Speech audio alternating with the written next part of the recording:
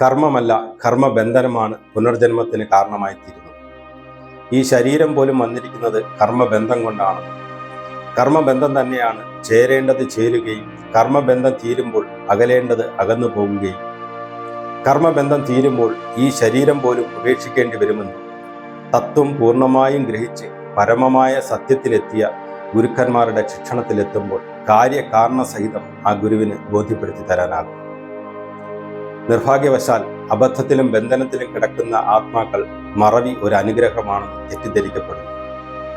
കാലം എല്ലാവരെയും എല്ലാം കൃത്യമായി ഓർമ്മപ്പെടുത്തുന്നു.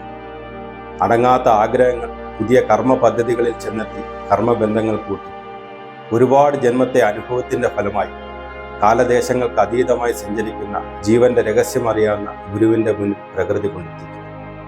ജന്മജന്മാന്തരങ്ങൾ കാണാൻ കഴിവുള്ള ഗുരു തൻ്റെ അബദ്ധങ്ങൾ ഓരോന്നായി ഓർമ്മപ്പെടുത്തി തന്നു പുതിയ കർമ്മ പദ്ധതികളിൽ ചെന്നെത്താതെ കർമ്മവും കർമ്മബന്ധങ്ങളും തീർത്ത് മോക്ഷത്തിലേക്ക് പോകാൻ വഴിയൊരുക്കുന്നു. സജ്ജനങ്ങളെ, ദൈവത്തെ വിശ്വസിച്ചാലും ഇല്ലെങ്കിലും വലിയ പാപമൊന്നുമില്ല. ആത്മാവിനെ വിശ്വസിച്ചില്ലെങ്കിൽ അത് മഹാപാപമായി തീരും. കാരണം ദൈവങ്ങളും മതങ്ങളും എല്ലാം ഇല്ലാതായാലും ആത്മാവ് ഇവിടെ അവശേഷിക്കും. ആത്മാവിനെ സ്വയപ്രയത്നം കൊണ്ട് അനുഭവിച്ചറിയാൻ സാധിക്കുകയില്ല. പരമമായ സത്യത്തെ അറിഞ്ഞവരുടെ കൃപ കൊണ്ട് മാത്രമേ ആത്മാവിനെ അനുഭവിച്ചറിയാൻ സാധിക്കുകയുള്ളൂ എന്ന് സുഹൃതവശാൽ ഒരിക്കൽ തിരിച്ചറിഞ്ഞു.